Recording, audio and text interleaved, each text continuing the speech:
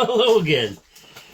Welcome back to Model Restorations. So, I'm Jerry, and I guess I'll just do, since you're here, I'll just do an update on the USAC build. Alright guys, well let's take a look at this. So what I've got here is I'm using the frame from the 34 door slammer. And then I've got of course, the body from the 55 Ford. And what I've done is chopped it. I've moved the motor forward because I want to use this bed.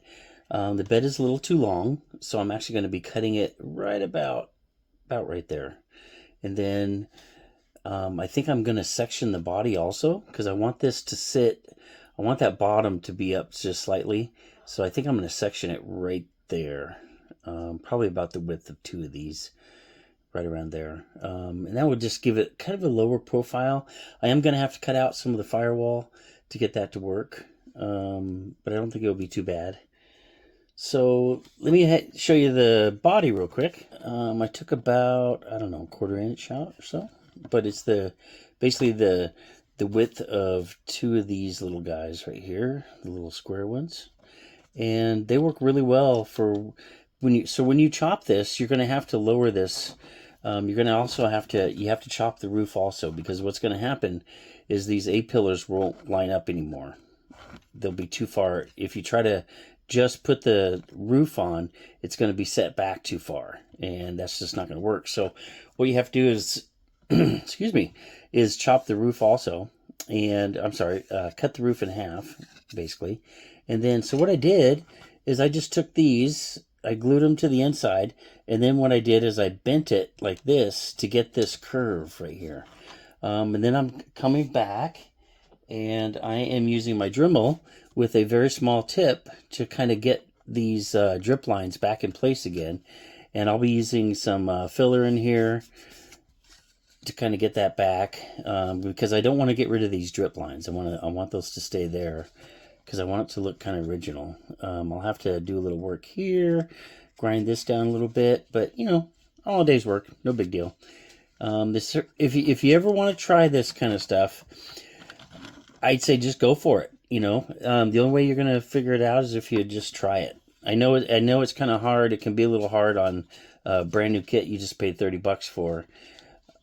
So hopefully you can get a hold of maybe some junker kits or something like that, and just give it a shot, you know, because like I said, the only way you're gonna learn is if you try it. Now I've definitely messed up a few, and I've kind of kept them around just as reminders and, you know, that sort of thing.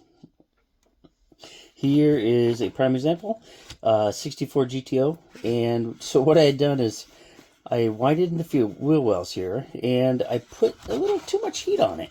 And if you could, I don't know if you could see that in the video very well, but what it did is it warped the back window here, but it also kind of made the body a little hard to get on.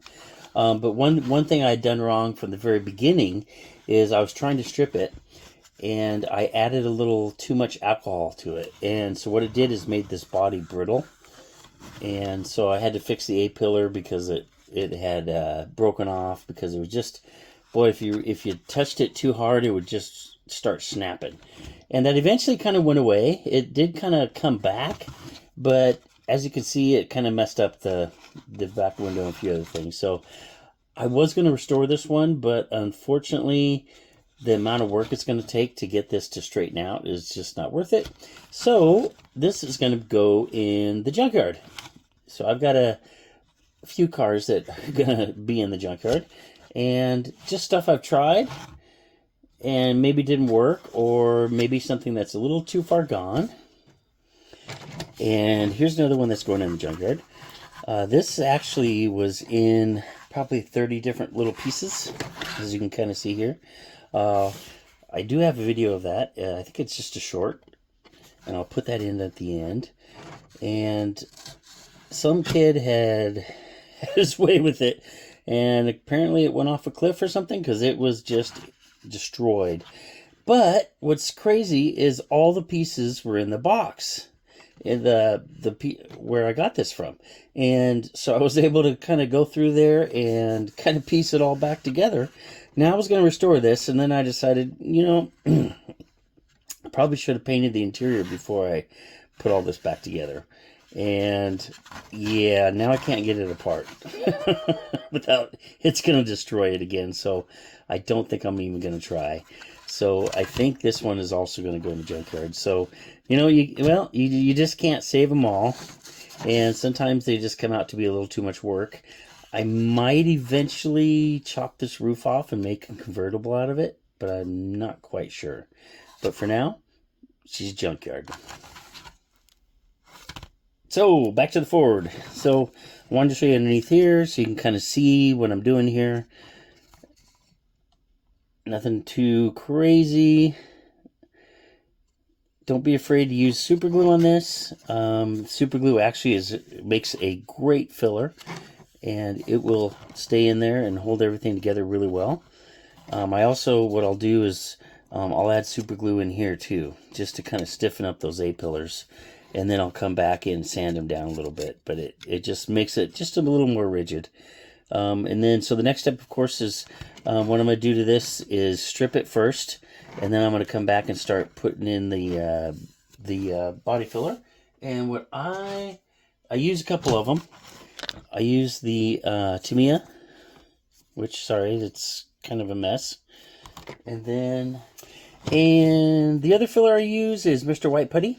You can get this at Hobby Lobby. I love this stuff because it flows really well, and it fills in the cracks and just makes it really smooth. A lot smoother actually than the Tamiya. So I kind of like to use both of them. This is more of a larger gap, where this is maybe kind of a smaller one, but you know, I guess I really can't say that. I've used them in both, so I really like them both. So there you are, Tamiya and Mr. White Putty. Give them a shot, you know, and don't be afraid. Like I said, when you cut this, don't be afraid. You're gonna come back here and add filler, and it's really not that bad to sand it down. You'll notice, you know, like this is all filler in here, and it really didn't take me a long time to start sanding this down. A prime example is I'll post a link on the end, but I just had to fix this mongoose body, and I'll post the link at the end here. But I cracked this whole thing, chipped off the corner here, all trying to get this piece out.